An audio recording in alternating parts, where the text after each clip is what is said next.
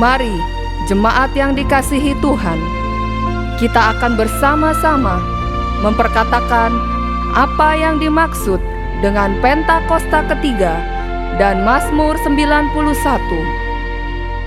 Apa yang dimaksud dengan Pentakosta ketiga? 1. Pentakosta ketiga adalah pencurahan Roh Kudus yang dahsyat di zaman ini, melebihi yang terjadi di Azusa Street. 2. Pentakosta ketiga akan mengakibatkan penuaian jiwa yang terbesar dan yang terakhir sebelum Tuhan Yesus datang kembali. 3. Pentakosta ketiga akan membangkitkan generasi Yeremia, yaitu anak-anak muda yang dipenuhi Roh Kudus, cinta mati-matian kepada Tuhan Yesus, tidak kompromi terhadap dosa, dan akan bergerak untuk memenangkan jiwa.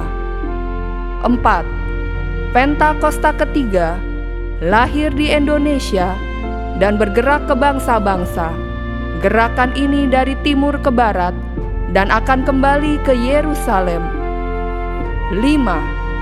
Pentakosta ketiga akan memberikan kuasa untuk menyelesaikan amanat agung, dan setelah itu Tuhan Yesus akan datang kembali. Dan mari bersama kita sepakat dan percaya mendeklarasikan firman Tuhan yang tertulis dalam Mazmur 91. Dalam lindungan Allah, orang yang duduk dalam lindungan yang maha tinggi dan bermalam dalam naungan yang maha kuasa akan berkata kepada Tuhan, tempat perlindunganku dan kubu pertahananku, Allahku yang kupercayai. Sungguh, Dialah yang akan melepaskan engkau dari jerat penangkap burung, dari penyakit sampar yang busuk. Dengan kepaknya Ia akan menudungi engkau, di bawah sayapnya engkau akan berlindung. Kesetiaannya ialah perisai dan pagar tembok. Engkau tak usah takut terhadap kedahsyatan malam, terhadap panah yang terbang di waktu siang, terhadap penyakit sampar yang berjalan di dalam gelap, terhadap penyakit menular yang mengamuk di waktu petang. Walau 1.000 orang rebah di sisimu dan 10.000 di sebelah kananmu, tetapi itu tidak akan menimpamu. Engkau hanya menontonnya dengan matamu sendiri dan melihat pembalasan terhadap orang-orang fasik. Sebab Tuhan ialah tempat perlindunganmu, yang maha tinggi telah kau buat tempat perteduhanmu. Malapetaka tidak akan menimpa kamu, dan tulah tidak akan mendekat kepada kemahmu. Sebab malaikat-malaikatnya akan diperintahkannya kepadamu untuk menjaga engkau di segala jalanmu. Mereka akan menatang engkau di atas tangannya, supaya kakimu jangan terantuk kepada batu. Singa dan ular tedung akan kau langkahi. Engkau akan menginjak anak singa dan ular naga. Sungguh hatinya melekat kepadaku, maka aku akan meluputkannya. Aku akan membentenginya, sebab ia mengenal namaku. Bila ia berseru kepadaku, aku akan menjawab. Aku akan menyertai dia dalam kesesakan. Aku akan meluputkannya dan memuliakannya. Dengan panjang umur akan kukenyangkan dia, dan akan kuperlihatkan kepadanya keselamatan daripadaku. Haleluya! Amen. There is a hunger in the soul that nothing else can fill. A longing deep within that cries out for more. More than success. More than approval. More than the noise of this world. What we truly long for is an encounter with Jesus. an encounter that changes the soul, an encounter that lifts the weary and restores the broken, an encounter that brings light where there has been darkness, hope where there has been despair, peace where there has been chaos. We draw close and He draws closer still. We lift our eyes and find His presence waiting. His love is not distant. His mercy is not far. He is here. He is near. He is Jesus. This is not just religion. This is relationship. This is the King who calls us friend, the shepherd who leads us home, the Savior who gave His life so we could live. So we come empty but expectant. We come broken but believing. We come longing for that holy encounter, an encounter with His grace, an encounter with His power, an encounter with His presence that makes all things new. And as we worship, we are not just singing songs. We are meeting with the living God, the one who knows our name and holds our future. Let this be the moment. Let this be the place where we encounter Jesus and never be the same.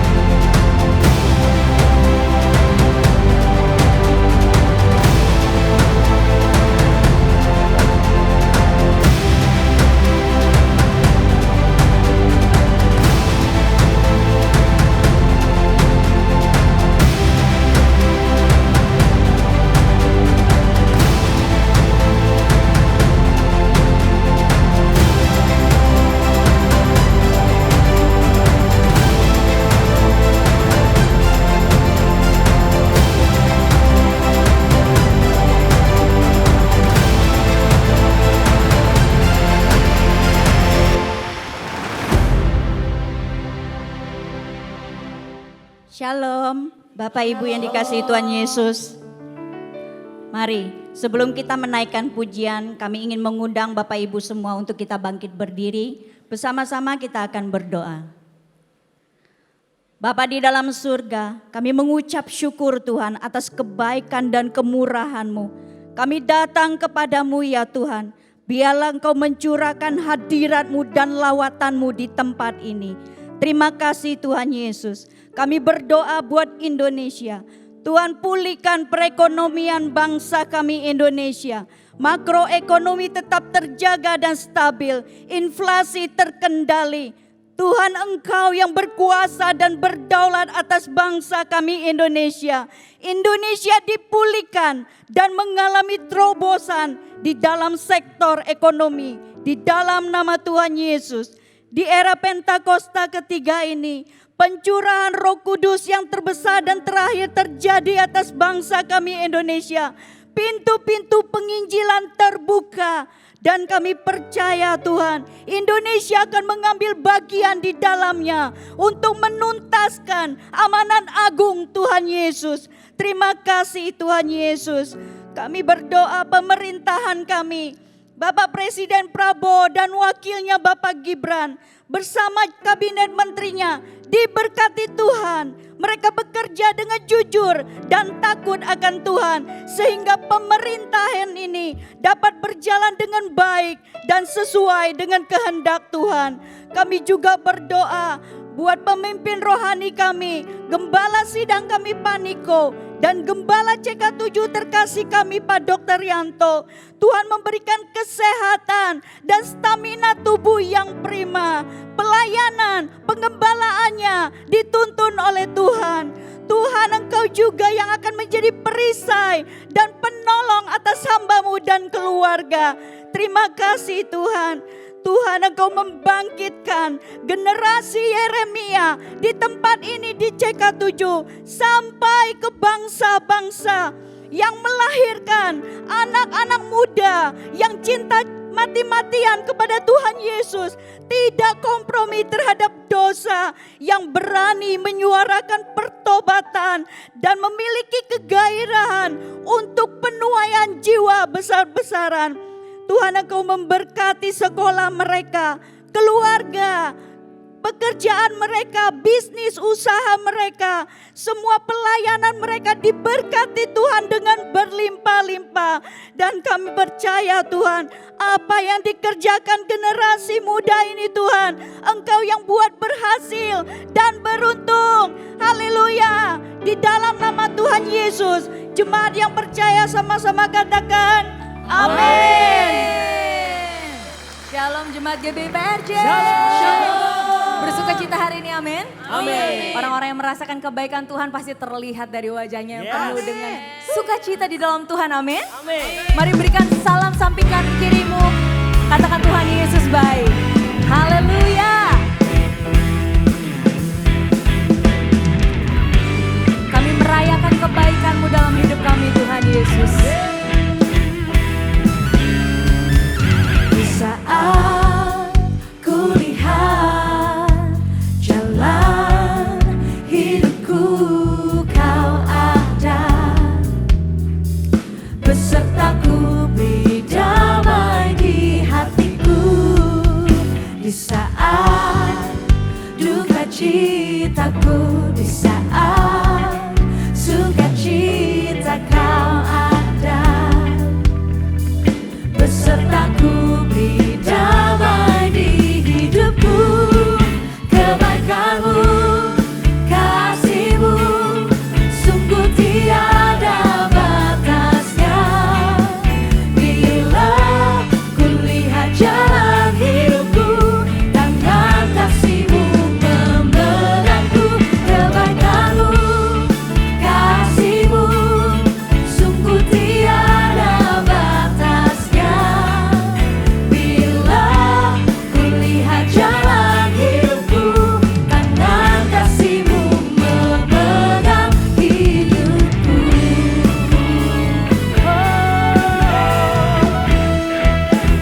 Mari sama-sama nyatakan.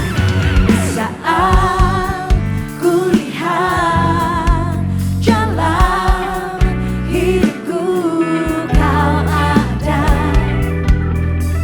besertaku, beri damai di hatiku. Di saat sukacitaku, di saat sukacita Kau ada besertaku, beri damai di hidupku. Kebaikan-Mu, kasih-Mu, sungguh tiada batasnya. Bila ku lihat jalan hidupku, tangan kasih-Mu memegangku. Kebaikan-Mu, kasih-Mu,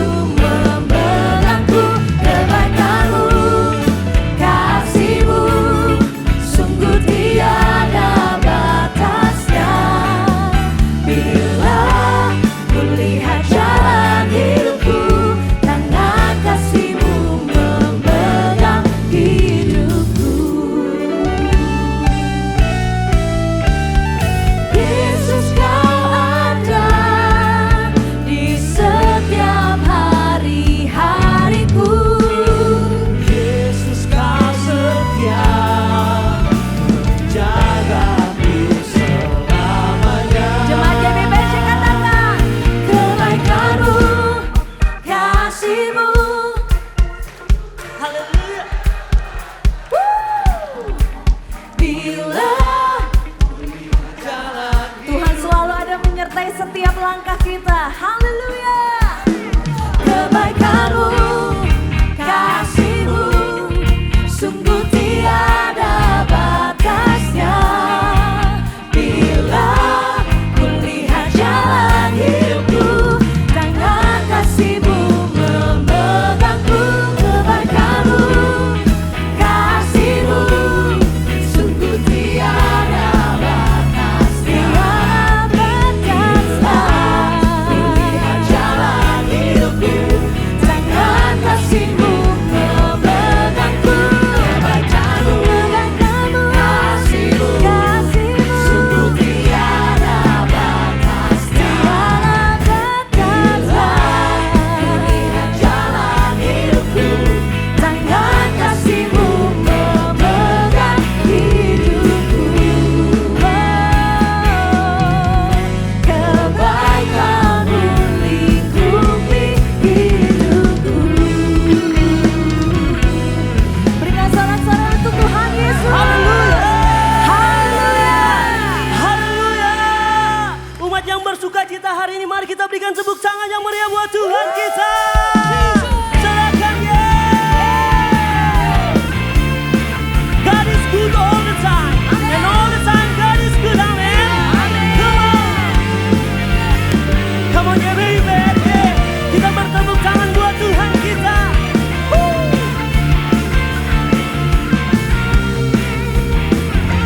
Come on. GBRI angkat suaramu, nyatakan. Let's go.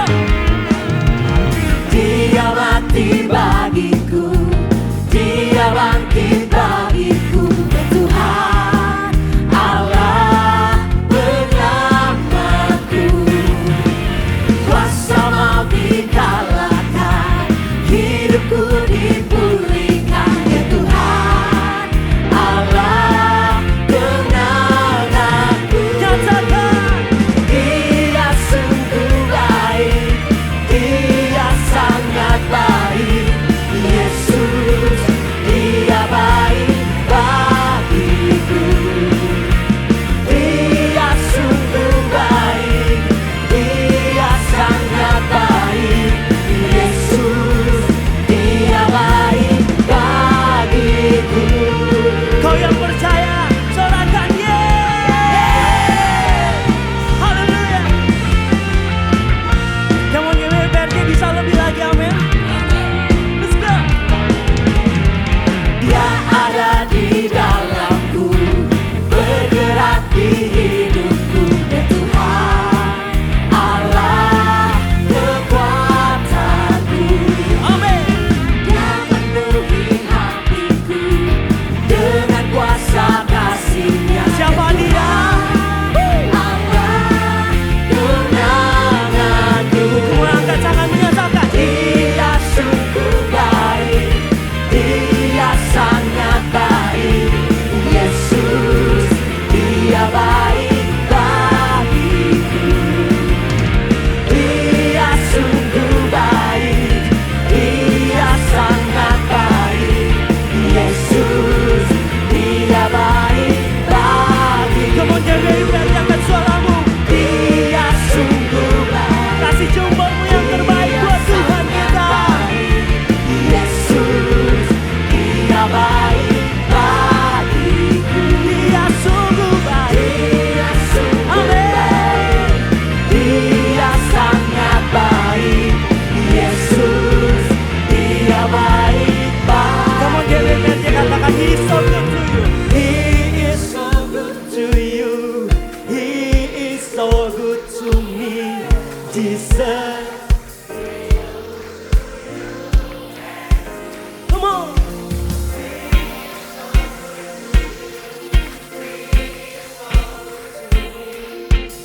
Come on. Sekali lagi ya, lebih keras. Come on, katakan He is so good to you. He is so good to you. He is so good to me.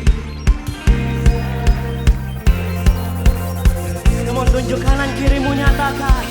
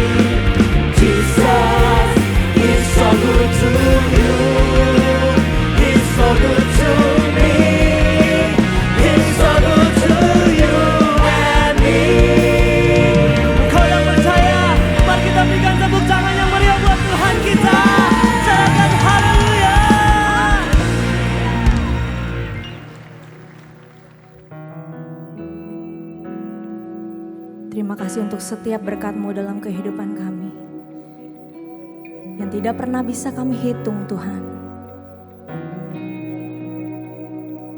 Terima kasih Tuhan Yesus.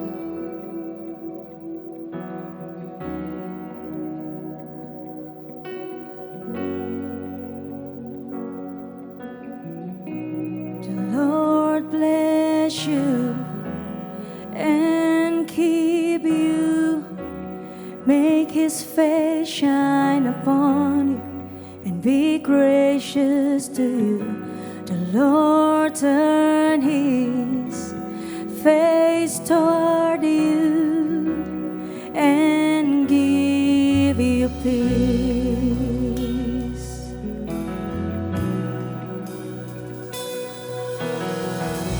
The Lord bless you and keep you.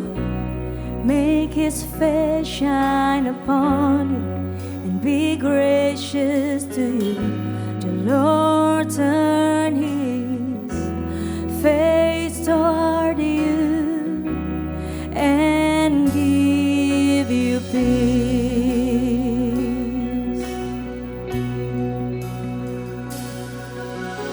Amen.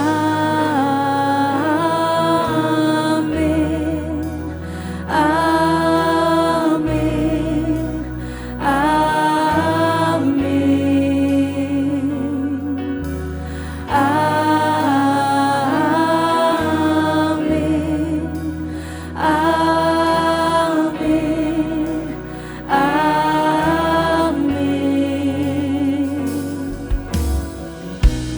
Lord bless you and keep you.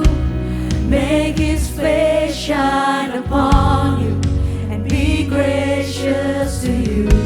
The Lord turn His face toward you and give you peace. Oh, amen. Amen.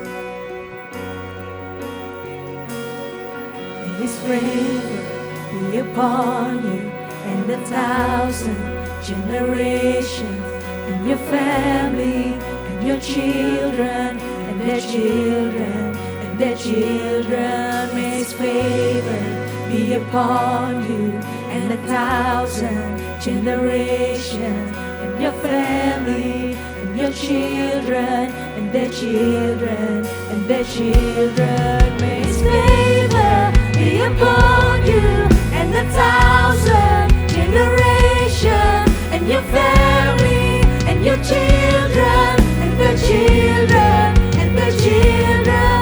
May His favor be upon you and 1,000 generations, and your family, and your children, and their children, and their children. May His presence go before you and behind you and beside you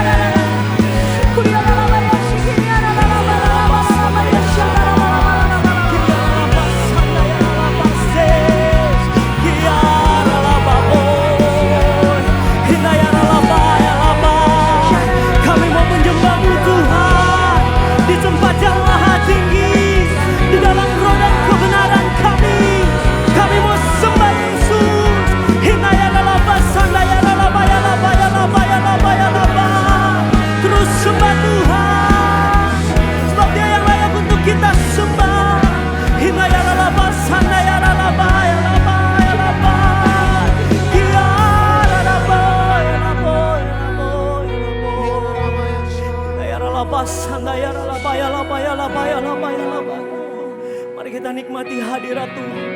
Hinayara lapas, hinayara lapaya lapaya lapaya lapaya. Terus berbahasa roh, sembah Tuhan. Hinayara lapas, hinayara lapaya lapaya lapaya lapaya lapaya lapaya. Terima kasih Tuhan. Terima kasih. Kami datang bawa ucapan syukur kami Tuhan. Kami berterima kasih untuk semua segalanya yang Tuhan sudah beri dalam hidup kami. Sebab Engkau Tuhan yang baik, yang selalu menyertai setiap kami Tuhan. Terima kasih Tuhan. Terima kasih Yesus.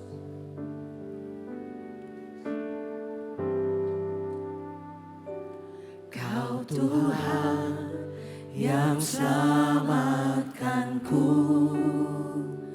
terima kasih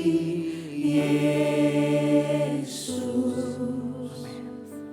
Kau Tuhan yang pulihkanku, terima kasih. Terima kasih Tuhan. Kau Tuhan yang sembuhkanku, terima kasih Yesus. Kau Tuhan memberkatiku, terima kasih. GBI PRJ, angkat suaramu nyatakan. Segala pujian dan syukur Ucapan syukur kami Tuhan. hanya bagimu, Yesus. Dengan apakah ku balas kasih-Mu? Segala hormat, Segala hormat kemuliaan hanya layak bagimu.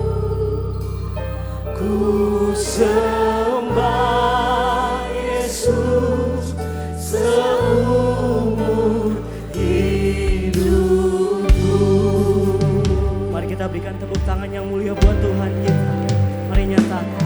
Kau Tuhan yang selamatkanku, Katakan terima kasih Tuhan. terima kasih Yesus. Kau Tuhan yang pulihkanku, Terima kasih. terima kasih. Kau Tuhan. Kau Tuhan yang sembuhkanku, Katakan terima kasih. terima kasih Yesus.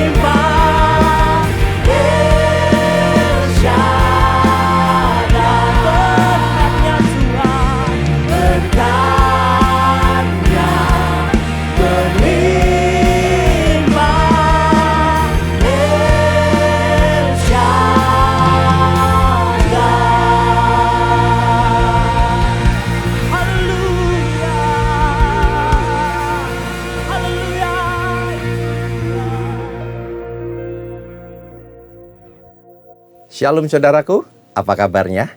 Senang bisa menyapa Bapak Ibu Saudara kembali di tahun baru ini. Satu tahun yang penuh berkat dan penuh kasih karunia. Yang setuju katakan amin.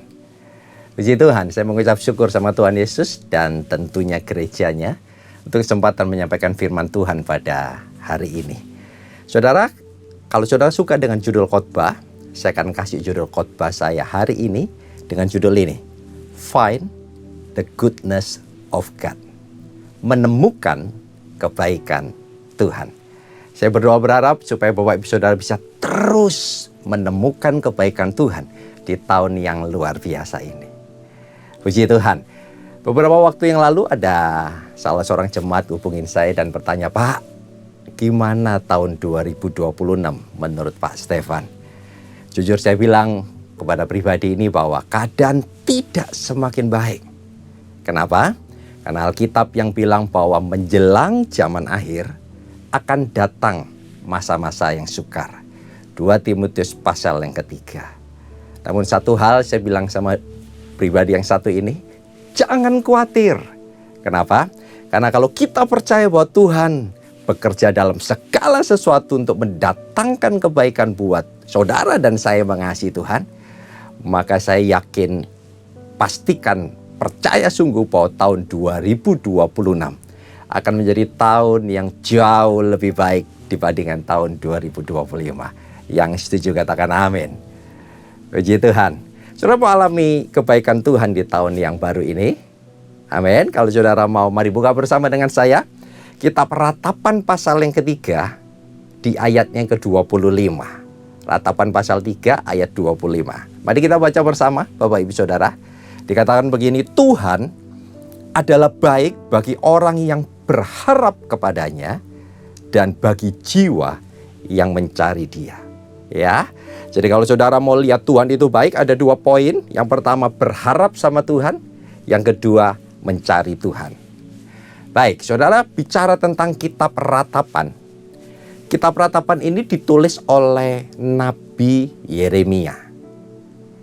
Dalam satu kondisi, situasi di mana Yerusalem pada waktu itu tempat dia berada sedang hancur akibat serangan dari kerajaan Babel. Dengan mata kepala sendiri dia melihat kehancuran secara fisik, mental, dan spiritual bangsanya. Di tengah-tengah perenungan yang ada, melihat kondisi dan penderitaan yang ada dengan mata kepala sendiri. Dalam perenungannya di Ratapan pasal 3 ayat 25, akhirnya Nabi Yeremia mengakui bahwa meskipun situasi yang terjadi sangat sulit, Tuhan itu tetap baik kepada mereka yang mau berharap dan mencari Tuhan. Amin. Satu hal yang Bapak Ibu Saudara harus pahami, bahwa kebaikan itu adalah sifat dasar, karakternya Tuhan yang tidak berubah dalam situasi dan kondisi apapun. Situasi bisa berubah. Kondisi mungkin hari-hari ini bisa tidak baik. Pak Stefan, saya lagi berdoa, minta Tuhan pulihkan ekonomi keluarga saya, tapi belum ada pemulihan. Pak Stefan, saya lagi berdoa, minta supaya saya disembuhkan dari sakit penyakit kanker saya, tapi belum ada kesembuhan. Saya mau bilang buat Bapak Ibu Saudara, sembuh tidak sembuh, diberkati dalam keadaan apapun, Tuhan tetap baik. Amin. Puji Tuhan. Makanya hari ini kita akan sama-sama belajar Bapak Ibu Saudara, apapun keadaan kita. Mungkin Bapak Ibu Saudara dalam kondisi punya pergumulan, permasalahan, atau mungkin punya penderitaan yang sedang berat-beratnya hari-hari ini. Dan saudara mau lihat lebih lagi kebaikan Tuhan, atau mungkin saudara hadir dalam ibadah online ini dalam kondisi, Pak, saya dalam kondisi baik-baik saja. Oh, puji Tuhan untuk hal itu. Namun saya rindu lihat Tuhan lebih baik lagi buat kehidupan kami. Puji Tuhan. Nah, kita akan sama-sama belajar saudara, apa yang harus saudara dan saya kerjakan dan lakukan untuk boleh menemukan kebaikan Tuhan dalam hidup saudara dan saya. Poin yang pertama, Bapak Ibu Saudara, seperti ayat firman Tuhan yang tadi kita baca, ternyata Tuhan ajar kita untuk supaya kita bisa menemukan kebaikan Tuhan. Mari berharap kepada Tuhan, saudara. Mari berharap kepada Tuhan, saudara. Ya, menariknya kata berharap ini ditulis dalam bahasa Ibrani kawa. Kawa itu bukan cuma sekedar berharap ternyata artinya. Tapi kawa juga satu tindakan untuk menantikan, untuk menunggu, bahkan untuk mencari Tuhan, saudara. Kawa sama Tuhan artinya menantikan Tuhan, menunggu Tuhan, dan mencari Tuhan. Jelas kawa berarti bukan satu tindakan yang pasif, tapi satu tindakan iman yang aktif untuk menunggu Tuhan bekerja sesuai dengan waktu dan kehendaknya buat kita semua. Amin, Bapak Ibu. Ilustrasinya mudah. Kalau saudara sebagai seorang anak yang mungkin kehabisan pulsa, begitu ya, saudara bilang sama papa kita yang punya duit, begitu, atau papa yang ada di dunia ini, "Pak, tolong kirimin saya pulsa." Kurang lebih begitu, Bapak Ibu, ya. Nah, saudara akan menantikan, saudara berharap, saudara sedang nunggu pulsa dikirim. Bahkan kalau pulsanya tidak datang, saudara ya, saudara mungkin akan mulai cari dan WA lagi, "Pak, pulsanya mana?" Kurang lebih begitu, saudara. Dengan hati dan iman, saudara tahu persis bapak saudara punya duit dan siap untuk tolong, siap untuk kirimin pulsa buat bapak ibu saudara. Ya, nah itu kawa, saudara. Itu kawa. Nah, karena itu hari ini kita mau sama-sama belajar lebih lagi, saudara. Kira-kira apa yang harus saudara kerjakan supaya saudara dan saya bisa berharap sama Tuhan? Ya, saudara mesti ingat, ratapan ini ditulis oleh Nabi Yeremia. Bertahun-tahun sebelumnya dia sudah sampaikan satu kebenaran, satu peringatan ilahi kepada bangsa Yehuda. Ayo bertobat, namun tidak direspon. Bahkan ditentang sendiri oleh bangsanya, saudara. Oleh bangsa Yehuda, saudara. Sehingga akibatnya sudah ngomong nggak diperhatiin, akibatnya saudara, Yeremia sendiri pun harus ikut merasakan murka Tuhan bersama bangsa Yehuda. Yerusalem yang sedang dikepung dan dihancurkan, saudara. Yeremia sendiri pun harus ikut mengalami kesusahan besar saat Yerusalem dikepung dan dihancurkan oleh Babel. Namun, saudara, di tengah-tengah kesusahan besar yang ada, di tengah-tengah masalah pergumulan yang jelas-jelas kelihatan mata hancur di mana-mana, Yeremia masih tetap bisa berharap. Pertanyaannya, saudara, bagaimana caranya berharap sama Tuhan di tengah-tengah penderitaan? Apa kuncinya, Pak? Yeremia masih bisa tetap berharap walau dalam kondisi yang tidak menentu seperti itu. Poin yang pertama, saudara. Kalau saudara perhatikan di ayat ke-21, tetap di ratapan pasal yang ketiga tadi, ayat di atasnya, saudara, ternyata dikatakan begini. Tetapi hal-hal inilah yang kuperhatikan. Oleh sebab itu aku akan berharap. Ya. Ada sesuatu yang diperhatikan di Yeremia, oleh sebab itu dia bisa berharap. Kira-kira apa yang perlu diperhatikan? Apa yang diperhatikan oleh Yeremia pada waktu itu? Ternyata ayat 22 dikatakan begini. Tak berkesudahan kasih setia Tuhan, tak habis-habisnya rahmatnya, selalu baru tiap pagi, besar kesetiaanmu. Ya, Bapak Ibu, ini yang dikerjakan oleh Yeremia. Ternyata Yeremia percaya bahwa kasih setia Tuhan tidak berkesudahan. Dan itu yang menjadi langkah iman buat kita semua memasuki tahun yang baru ini. Kalau saudara mau belajar berharap sama Tuhan, saudara harus percaya bahwa kasih setianya tidak berkesudahan. Ini tidak susah, saudara. Kalau saudara percaya Bapa di surga itu baik, makanya saudara punya iman, saudara akan ngalamin kebaikan Tuhan. Betul? Kalau saudara percaya ada orang yang akan tolong hidup saudara, dia begitu murah hati, saudara muncul pengharapan. Tapi kalau saudara lihat pribadi yang akan nolong saudara itu, pertolongan-pertolongan yang ada sepertinya buruk dan jahat, saudara tidak akan bisa berharap. Karena itu hari ini, ayo belajar beriman, percaya kasih setia Tuhan. Tidak berkesudahan. Rahmat pengampunannya tidak habis-habisnya, selalu baru setiap pagi. Amin, saudara. Saudara imani bahwa kasih setia Tuhan tidak berkesudahan, bahkan selalu baru tiap pagi. Amin.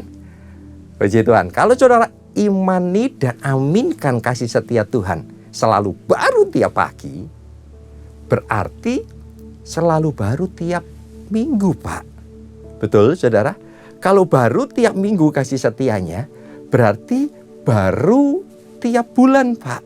Kalau baru tiap bulan, berarti baru tiap tahun. Makanya dengan iman dan dengan perkataan amin, kita bisa katakan bahwa tahun 2026 ini akan menjadi tahun yang lebih baik dibandingkan tahun 2025. Yang setuju katakan amin. Puji Tuhan, saudara.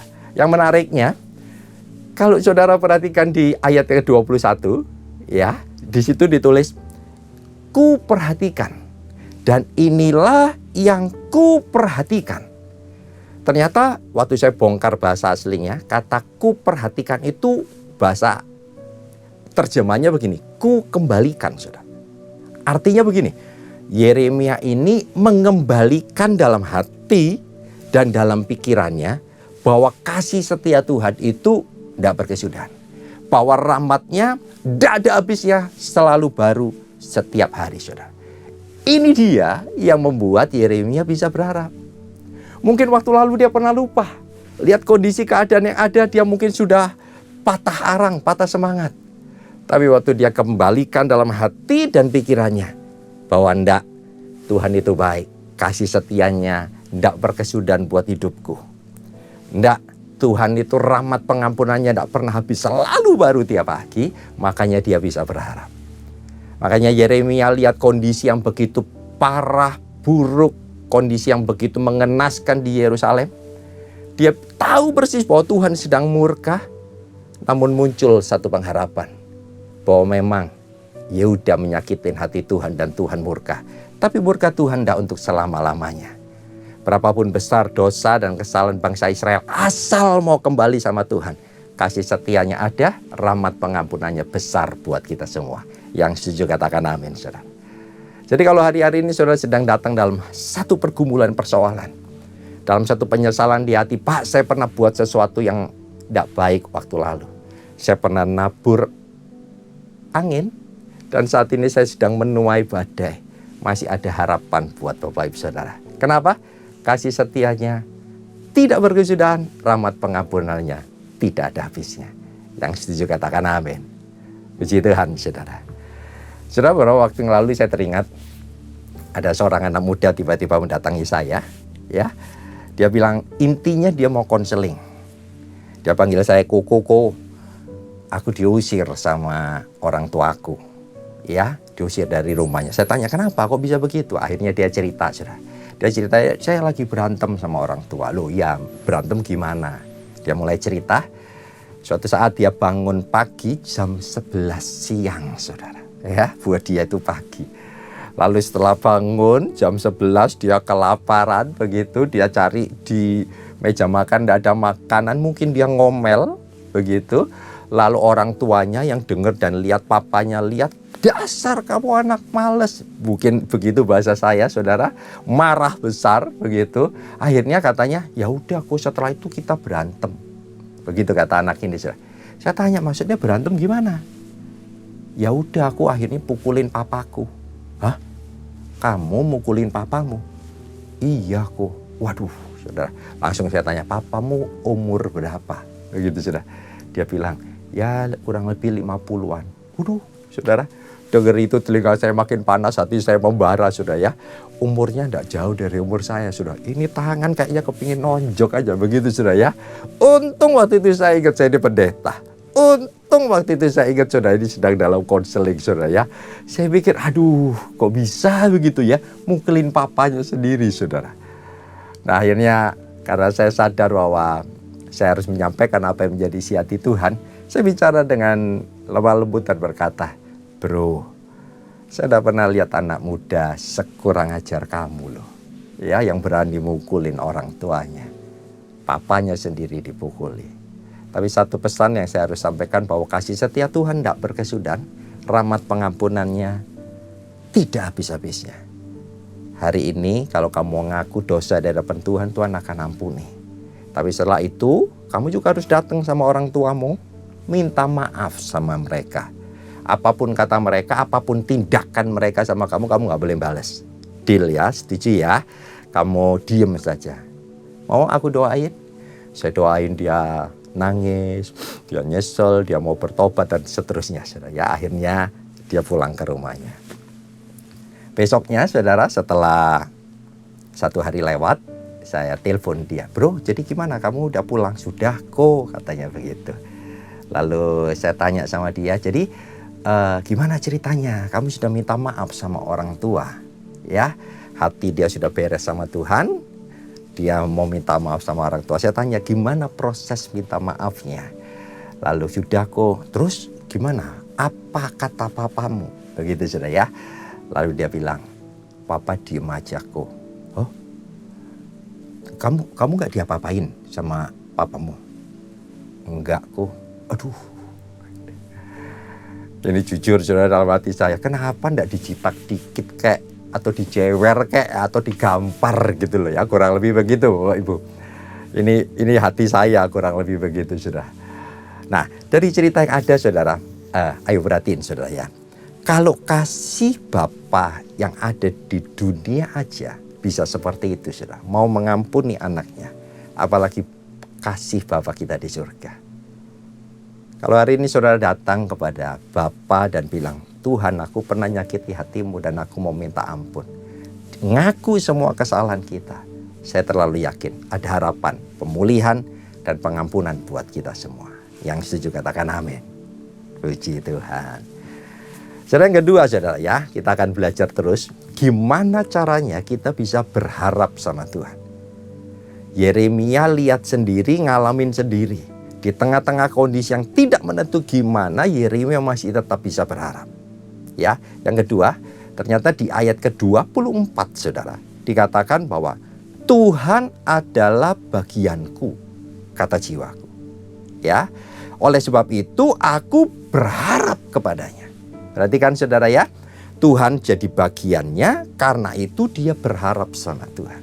Jadi gimana caranya supaya kita bisa berharap sama Tuhan di tengah-tengah, di awal tahun, di masa-masa apapun kondisi saudara hari-hari ini? Mari belajar jadikan Tuhan bagian buat kehidupan kita. Pastikan Tuhan jadi bagian hidup kita saudara. Supaya saudara dan saya bisa berharap. Kalau saya boleh balik sedikit saudara ya. Jadi sebetulnya kalau hari-hari ini Bapak Ibu Saudara tidak bisa berharap sama Tuhan. Tidak bisa lihat apa yang baik di waktu yang akan datang saudara. Karena ada yang hilang dalam hidupmu. Saya ulangi saudara ya. Kalau saudara hari-hari ini tidak bisa berharap sama Tuhan, tidak bisa lihat yang baik di tahun 2026 ini, jangan-jangan ada yang hilang dalam hidupmu. Apa itu Pak yang hilang? Tuhan hilang dalam hidupmu. Firman-Nya hilang dalam hidupmu. Janji-janjinya tidak ada dalam hidupmu. Dan ini masalah serius saudara. Ini masalah serius saudara. Kalau saudara tidak jadikan Tuhan bagian dalam kehidupan saudara, saudara akan merasa feel lost. Saudara akan merasa kayak hilang. Saudara kayak orang lagi jalan tapi tidak tahu jalan kemana saudara. Mungkin saudara sedang ketawa, mungkin saudara sedang happy nikmati gemerlapnya dunia. Atau mungkin saudara baru pulang liburan, tapi di tengah-tengah saudara sedang sendiri. Saudara akan merasa ada yang kosong dalam hati saudara. Dan ini yang membuat saudara jadi kayak males dengan hidup ini. Kenapa males? Kok hidup gini-gini saja? Ini dia yang membuat artis-artis yang ada di luar sana saudara, lagi naik daun, punya duit banyak, bisa nikmati semua kenikmatan dunia. Akhirnya mereka bunuh diri. Kenapa bunuh diri?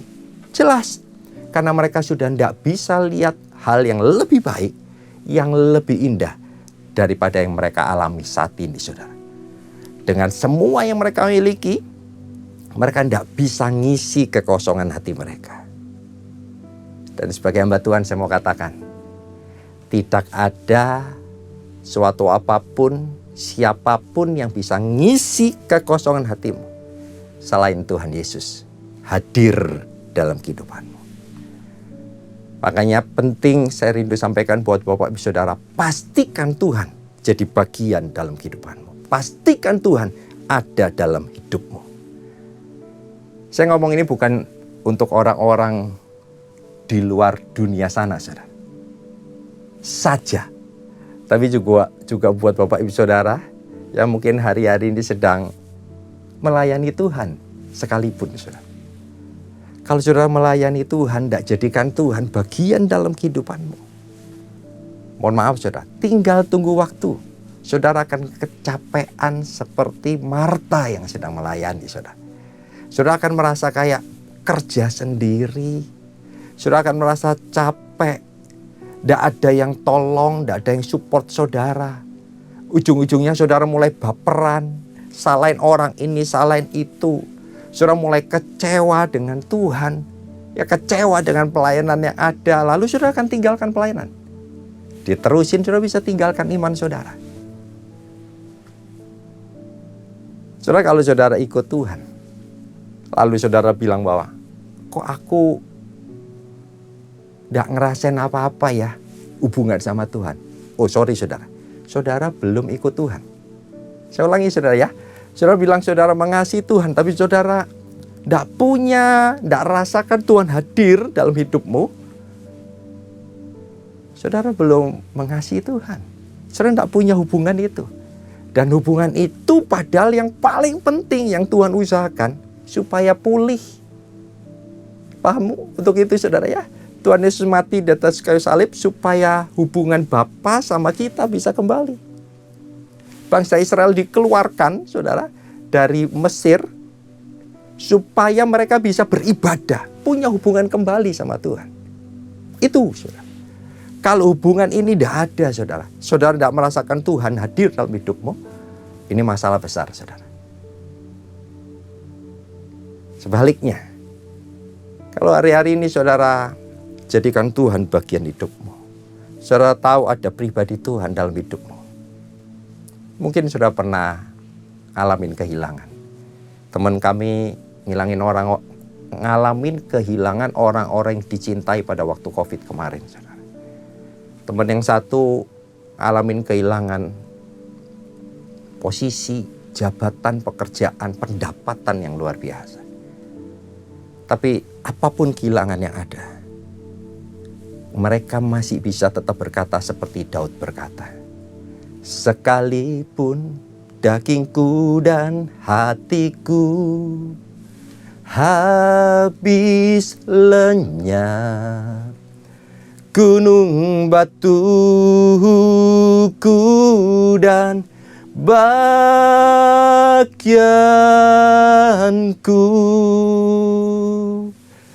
tetaplah Allah selama-lamanya. Mazmur 73 ayat 26. Mungkin saudara tanya, kok bisa Pak? Daud lagi dikejar-kejar mau dibunuh orang. Daud ngalamin hal-hal yang tidak enak, tetap bisa berkata seperti itu. Simpel jawabannya. Karena Daud jadikan Tuhan bagian hidupnya.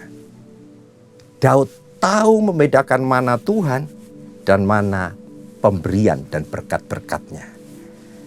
Bagian Daud yang terbaik yang harus dia miliki adalah Tuhannya dan bukan berkat-berkatnya. Pemberian Tuhan, berkat-berkat kesehatan, keberhasilan, kekayaan. Daud tahu itu sifatnya sementara dan semuanya bisa hilang. Tapi ada satu yang tidak bisa hilang, adalah Tuhan sendiri dalam hati dan hidupnya. Amin. Itu hubungan saudara. Demikian juga dengan Yeremia. Waktu itu saudara.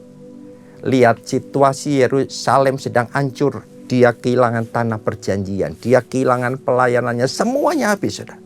Kenapa Yeremia masih bisa berharap sama Tuhan? Karena satu. Karena dia jadikan Tuhan bagian kehidupannya. Amin saudara. Ayo sekarang kita introspeksi sama-sama saudara. Bagaimana dengan kita memasuki hari-hari ke depan ini? Apakah Tuhan sudah jadi bagian dalam kehidupan kita? Di mana saudara taruh gantungan hati kita hari-hari ini? Apa kita gantungkan hati kita pada sesuatu yang kita punyai? Kepandaian, kesehatan, kekuatan, keterampilan kita, jabatan kita, deposito kita, saudara. Saudara gantungkan pada hal-hal yang sifatnya sementara yang bisa hilang itu? Atau saudara gantungkan hati saudara betul-betul pada satu pribadi yang tidak pernah hilang, yang sudah mati buat hidupmu, Tuhan Yesus sendiri, saudara. Tidak ada di sini, saudara ya. Bukan saudara, orang lain di luar sana. Ada yang gantungkan hatinya kepada anak-anaknya. Anak-anaknya dididik, dibesarin, disekolahin. Supaya apa? Dia berharap, ngarep.com. Anak-anaknya ini bisa urusin dia pada waktu masa tua nanti. Saudara, sebagai hamba Tuhan, saya mau bilang, saudara bisa kecewa. Ya, kalau saudara gantungkan sesuatu pada apa yang saudara punyai, saudara bisa kecewa. Bahkan tidak cuma itu, kalau saudara gantungkan pada kehidupan manusia. Yeremia 17 ayat 5-6 berkata begini, kita kena kutuk.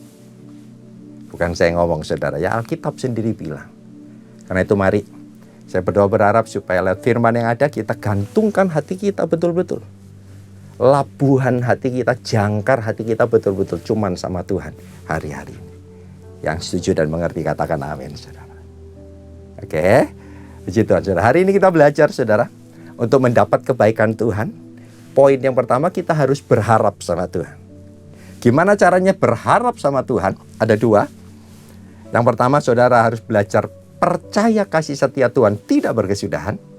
Yang kedua, saudara pastikan Tuhan jadi bagian hidup kita. Sampai sini yang mengerti katakan amin. Puji Tuhan, saudara. Yang kedua, saudara, seperti ratapan 3 ayat 25 tadi, katakan begini, saudara. Kalau saudara rindu lihat kebaikan Tuhan di tahun yang baru ini, apa yang harus saudara kerjakan, saudara? Yang pertama tadi dikatakan Tuhan baik buat orang yang berharap kepadanya. Nomor poin yang pertama. Yang kedua, ternyata juga buat jiwa yang mencari Tuhan, saudara. Jadi poin yang kedua yang harus saudara lakukan untuk supaya bisa mendapat kebaikan Tuhan adalah cari Tuhan. Cari Tuhan. Menariknya begini, saudara. Kata mencari itu ditulis dalam bahasa Ibrani-nya daras. Ya, artinya mencari dengan hati-hati. Artinya, saudara, satu usaha untuk kayak nyelidiki sesuatu. Ya. Satu usaha untuk nanya karena butuh. Itu daras, saudara. Ya. Bapak Ibu, saya merasa perlu untuk jelaskan tentang daras ini, saudara. Kenapa? Karena kalau saudara baca di Alkitab, kata mencari itu ada beberapa, saudara. Salah satunya bakas. Nah, saya mau bedakan buat Bapak Ibu saudara.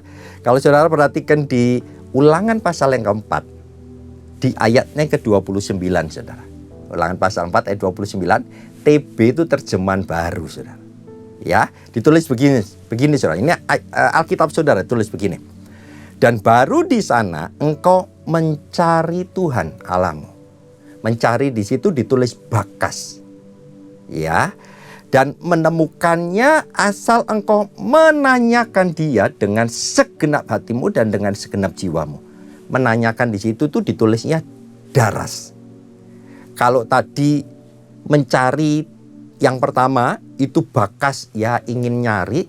Tapi kamu bisa ketemu, kamu bisa mendapatkannya asal engkau menanyakan dengan segenap hati, itu ditulis daras. Asal engkau nyari Tuhan sungguh-sungguh. Kurang lebih begitu.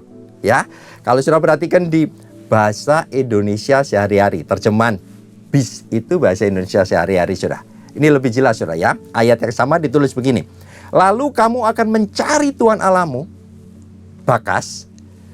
Dan kalau kamu mencarinya, ditulis bahasa aslinya daras, dengan segenap hatimu, kamu akan menemukan dia. Artinya begini, saudara. Kalau saudara mau ketemu Tuhan, mau nyari Tuhan, bakas saja tidak perlu. Tidak cukup, saudara. Saudara harus daras. Apa itu daras? Daras itu nyarinya dengan sungguh-sungguh. Nyarinya dengan hati-hati, dengan kesungguhan hati, dengan segenap hati, itu daras, saudara. Ya gampangnya begini, saudara. Kalau saudara kehilangan tisu saudara, begitu baru beli tisu terus tisu hilang. Saudara sandal hilang, begitu saudara mungkin bakas. Mana ya tisu saya tadi saya taruh di sini? Mana ya sandal saya? Udah paling sekilas begitu saja mencarinya. Ya. Tapi kalau cincin kawin hilang, saudara, ya, itu daras. Saudara akan cari sungguh-sungguh. Saudara akan meneliti, menyelidiki sungguh-sungguh. Pak, cincin saya hilang enggak apa-apa, Pak. Kalau buat saya ini penting, saudara ya. Cincin hilang bisa perang dunia ketiga, saudara, begitu. Tapi mungkin saudara handphone hilang. Ya, handphone hilang. Handphone hilang, saudara akan daras, saudara. Kenapa? Password saudara di situ, nomor-nomor rekening dan semuanya ada di situ, saudara. Saudara akan daras cari sungguh-sungguh. Dan Tuhan janjikan, kalau saudara daras mencari Tuhan, mencari Tuhan dengan sungguh-sungguh, saudara akan menemukan Tuhan. Yang mengerti katakan amin. Dan Tuhan minta, kalau saudara mau lihat kebaikan Tuhan di tahun yang baru ini, ayo dengan tekun, dengan telaten, dengan sungguh-sungguh dan segenap hati, cari Tuhan. Cari Tuhan, daras sama Tuhan. Pertanyaannya, gimana Pak caranya cari Tuhan? Gimana caranya cari Tuhan? Sebetulnya jawabannya simpel, saudara ya. Saudara udah tahu ini semua. Cari Tuhan caranya gimana? Saudara harus mendekat kepadanya. Tapi ada usaha, saudara. Ya, lewat apa? Lewat doa, muji nyembah Tuhan, baca firman, lalu taat aja dengan firman yang saudara baca, saudara dapat sesuatu. Doa, muji nyembah Tuhan, baca firman, taat. Bukannya simpel, Pak? Simpel. Tapi Tuhan minta saudara daras. Saudara kerjakan dengan sungguh-sungguh. Ya, dengan segenap hati. Supaya apa? Supaya saudara bisa menemukan Tuhan. Begitu, saudara. Kenapa banyak orang baca firman tidak nangkep? Karena ini. Karena dia tidak sungguh-sungguh, tidak arahkan hati dan pikirannya untuk cari Tuhan. Tidak jadikan Tuhan satu-satunya sumber buat hidupnya. Ada Tuhan, tidak ada Tuhan, tidak apa-apa, Pak. Nah, itu yang jadi masalah, saudara. Tapi sebaliknya waktu saudara cari Tuhan sungguh-sungguh karena dia satu-satunya sumber bagian dalam hidupmu, saudara pasti akan menemukan Tuhan. Amin. Saudara, ini inti dalam kekristenan. Saya berdoa berharap masuk tahun yang baru ini saudara bisa daras mencari Tuhan sungguh-sungguh. Bawa pulang pesan penggembala yang ada, saudara, untuk menemukan kebaikan Tuhan ada dua. Ya, Ratapan 3 ayat 25 tadi dikatakan, mari berharap sama Tuhan, kawal. Yang kedua, mari mencari Tuhan, daras dengan sungguh-sungguh. Saya percaya kebaikan demi kebaikan akan nyata turun buat kita semua. Yang setuju dan mengerti, katakan amin. Puji Tuhan, saudara. Saudara, sebelum saya berdoa, saya ingat ada satu cerita, saudara ya. Ini kejadian nyata. Jadi beberapa waktu yang lalu tiba-tiba ada seorang yang dalam tanda kutip sudah lama tidak daras, tidak cari Tuhan, tidak punya hubungan dengan Tuhan, tidak pernah lagi baca firman. Saya tanya, jadi doa gimana? Doa Pak, doa kalau makan saja. Itu katanya, saudara. Singkat cerita dia sedang dalam masalah keluarga dan masalah ekonomi, saudara. Ya, jadi apa yang saya lakukan? Saya ajar dia untuk berharap sama Tuhan, bukan sama pendeta. Tapi saya juga ajar dia untuk mencari Tuhan, daras sama Tuhan. Caranya gimana? Doa, baca firman, saat teduh, begitu. Itu yang saya ajarkan. Bahkan saat teduh saya kirimkan sama dia setiap hari. Saya janjian sama dia, saya kirim saat teduh saya ke kamu, kamu kirim saat teduh kamu ke saya. Untuk apa? Untuk saya pantau. Seminggu lewat, saya kirimin dia terus. Dan ternyata dia sama sekali tidak kirimkan saat teduhnya ke saya. Tidak baca firman, tidak doa. Saya pikir ini maunya apa sih? Kurang lebih begitu, saudara. Akhirnya saya ajak ngomong dan ketemu lagi. Singkat cerita dia ngomong, saudara, sama saya. Pak Stefan, saya terima kasih. Sudah dikasih saat teduhnya. Saya baca. Tapi tengah baca, saya saat teduhnya sedikit, saudara ya. Setengah baca, dia langsung katanya ngeblank. Nggak ngerti lagi ke bawahnya, saudara. Kalau kayak mobil tiba-tiba mesinnya tiba-tiba dimatiin, tiba-tiba dia hilang. Baca saat teduhnya Pak Stefan aja saya nggak ngerti, apalagi saya baca firman. Pak, saya udah hilang, ngeblank, nggak ngerti apa-apa. Saya pikir mana ada sih orang kayak gitu baca firman nggak ngerti sama sekali. Dalam hati saya, saudara. Tapi waktu pembicaraan tiba-tiba Tuhan kasih satu firman dalam hati saya. Yesaya 6 ayat 10, saudara. Ya, singkat cerita nanti saudara boleh baca sendiri, saudara. Yesaya 6 ayat 10 bilang begini, saudara. Buatlah hati bangsa ini keras, dan buatlah telinganya berat mendengar, dan buatlah matanya melekat tertutup. Supaya apa? Supaya jangan mereka melihat dengan matanya, dan mendengar dengan telinganya, dan mengerti dengan hatinya, lalu berbalik dan menjadi sembuh. Saudara, waktu saya dapat pesan ini, saya mulai tahu bahwa ada hal yang tidak beres dalam kehidupannya. Dan ada satu hukuman Tuhan yang Tuhan sedang kerjakan buat hidupnya. Hatinya dibuat keras, hatinya dibuat menebal, telinganya sudah tidak bisa mendengar apa-apa. Bahkan waktu dia melihat, dia tidak ngerti apa-apa. Saudara. Itu hukuman yang Tuhan berikan pada bangsa Yehuda karena sangat menyakiti. Teman kita ini sudah melayani Tuhan sebelumnya, saudara. Tapi mungkin karena pahit hati, saudara. Akhirnya singkat cerita dia ngaku kesalahan dosa dia, saudara. Akhirnya dia ya dipulihkan oleh Tuhan. Dan sebagai pesan penutup buat Bapak Ibu Saudara sebelum saya berdoa. Saudara sudah belajar mau lihat kebaikan Tuhan dengan berharap dan mencari Tuhan sungguh-sungguh. Tapi jangan lupa, saudara. Bukan tangan Tuhan yang kurang panjang untuk tolong hidupmu. Bukan telinga Tuhan yang kurang tajam untuk mendengar seru doa saudara. Tapi yang jadi penghalang hidupmu dengan Tuhan adalah dosa dan kesalahan kita. Kalau lewat firman Tuhan yang ada, saudara diingatkan ada dosa-dosa yang belum saudara beresin. Ingat saudara ya, kadang-kadang yang tidak apa-apa buat kita itu apa-apa buat Tuhan. Maki-maki istri, ngomelin pembantu, curi uang orang, mungkin sedikit, tidak kayak yang di sono triliunan. Mungkin saudara. Ada hal-hal yang dosa-dosa yang saudara simpan, bereskan itu saudara. Sebagai hamba Tuhan, saya mau rindu lihat saudara dan kita semua diberkati Tuhan. Karena itu mari sebagai penutup firman Tuhan yang ada, saya mau ajak kita untuk sama-sama berdoa. Bapak, hamba sudah sampaikan apa yang menjadi isi hatimu. Hamba berdoa buat setiap telinga yang mendengar. Jangan sampai ada hukuman Tuhan sehingga kami tidak bisa dengar apa-apa lagi sama Tuhan. Satu hukuman yang paling gawat, yang paling menyakitkan. Kalau kami sampai tidak bisa nanggep, tidak bisa lihat apa yang Tuhan mau buat kehidupan kami. Tuhan, ampuni semua dosa dan kesalahan kami. Kalau sudah diingatkan akan dosa dan kesalahan yang ada, saudara minta ampun sama Tuhan. Sembari saya berdoa, saudara ngaku dosa di hadapan Tuhan. Saya tidak datang sebagai hakim buat hidup saudara, tapi saudara datang sama Tuhan. Minta ampun sama Tuhan. Tuhan, kau dengar seruan doa, pengakuan dosa kami. Ampuni semua dosa dan kesalahan kami. Dosa kami merah seperti kirmisi. Tuhan janjikan akan seputih salju kalau kami mengaku dosa di hadapan Tuhan. Engkau pribadi yang setia dan adil. Dosa kami yang merah seperti kain kesumbat, Tuhan akan putihkan seputih bulu domba. Karena itu hari ini aku berdoa dalam nama Yesus. Biar rahmat pengampunanmu yang tidak ada habis-habisnya turun buat setiap daripada kami. Darah dan bilu Kristus menguduskan dan menyucikan kami, melayakkan setiap daripada kami. Supaya waktu kami berharap dan mencari Tuhan sungguh-sungguh, kebaikan demi kebaikan akan terus melimpah turun buat setiap daripada kami. Hamba selesai berdoa, Rohmu boleh terus beracara dalam satu nama hidup. Kami sudah berdoa dan mengucap syukur dalam nama Tuhan Yesus Kristus. Haleluya. Amin. Puji Tuhan. Tuhan memberkati kita semua.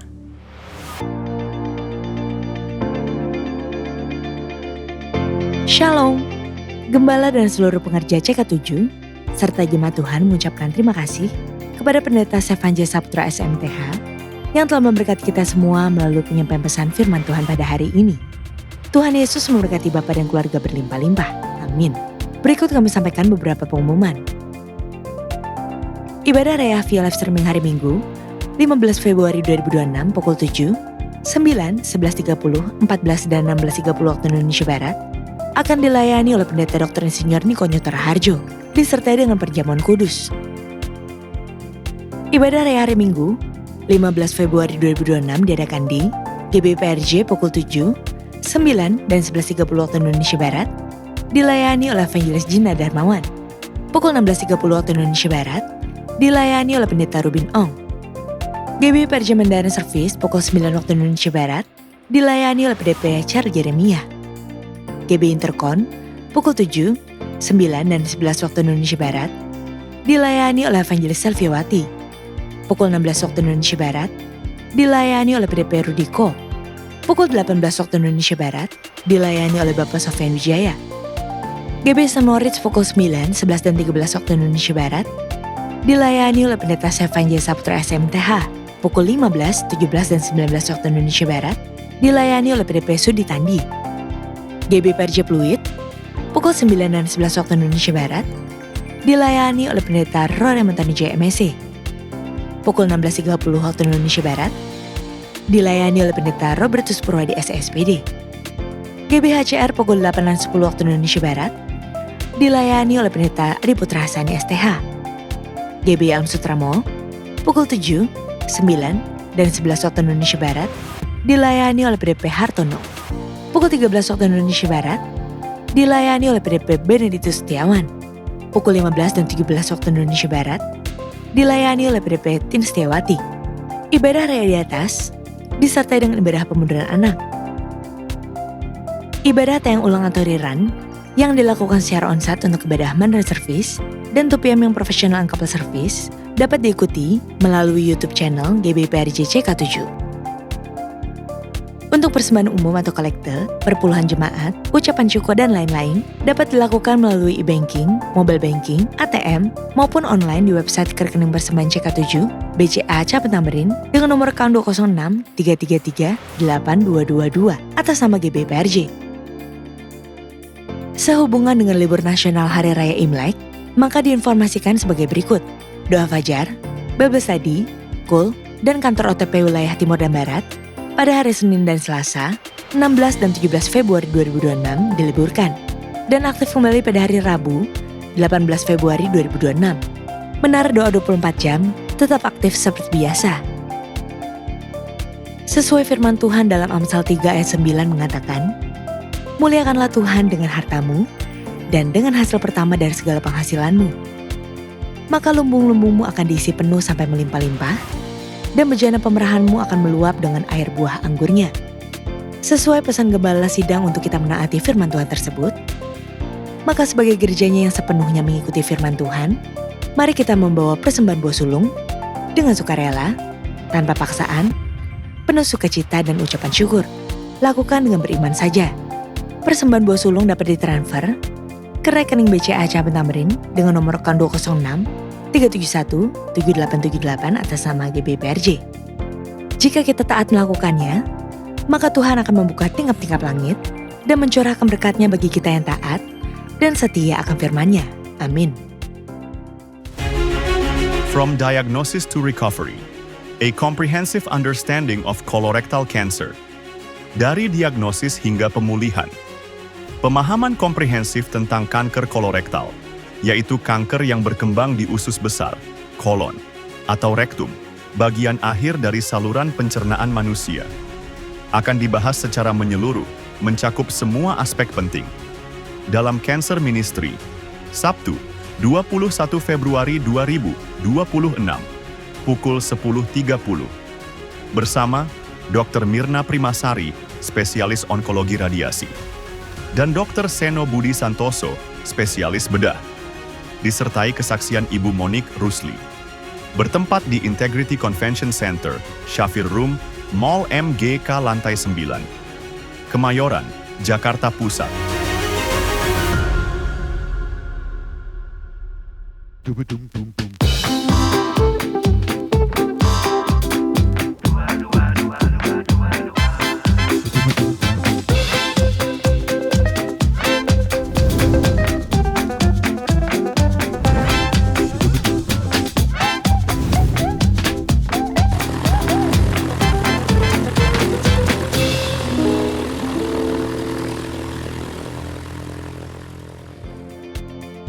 Berikut kami informasikan pasangan dari Jemaat GBPRJ Grup CK7 yang akan melangsungkan pemberkatan nikah.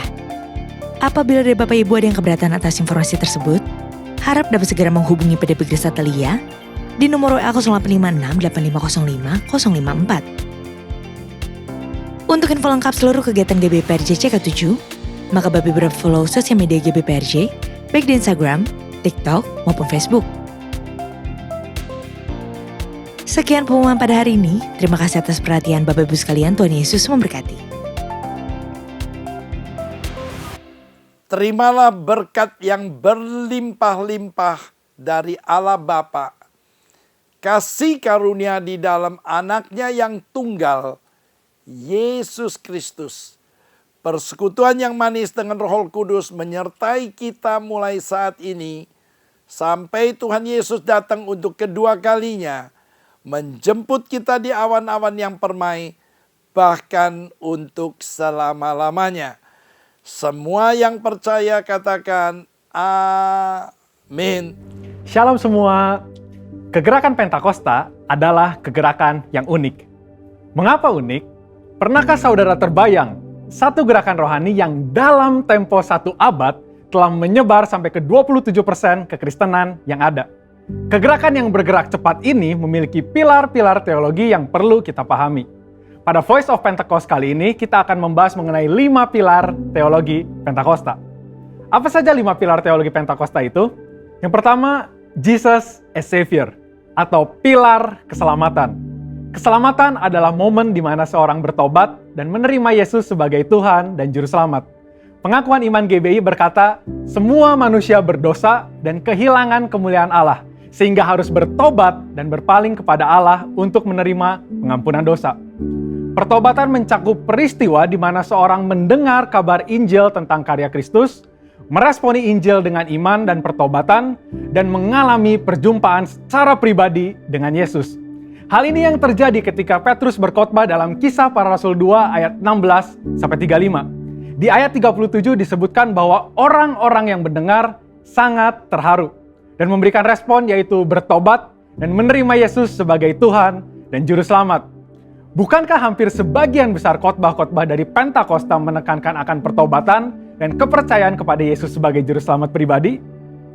Yang kedua, Jesus as Sanctifier, atau pilar pengudusan. Ketika seorang diselamatkan, dia memasuki proses yang bernama pengudusan. Pengakuan iman GBI berkata penyucian hidup adalah buah kelahiran baru karena percaya dalam darah Yesus, dikerjakan oleh kuasa firman Allah dan Roh Kudus. Karena itu kesucian itu azas dan prinsip hidup umat Kristen. Insan Pentakosta percaya bahwa anugerah keselamatan harus diresponi dengan benar dalam takut akan Allah. Filipi 2 ayat 12-13 berkata, kerjakan keselamatanmu dengan takut dan gentar. Karena Allah lah yang mengerjakan di dalam kamu baik kemauan maupun pekerjaan menurut kerelaannya. Di sini terlihat tanggung jawab orang percaya untuk mengerjakan keselamatannya atau menguduskan kehidupannya dalam takut akan Allah. Proses pengudusan ini akan kita jalani selama kita hidup dengan tujuan agar kita menjadi segambar dan serupa dengan Kristus.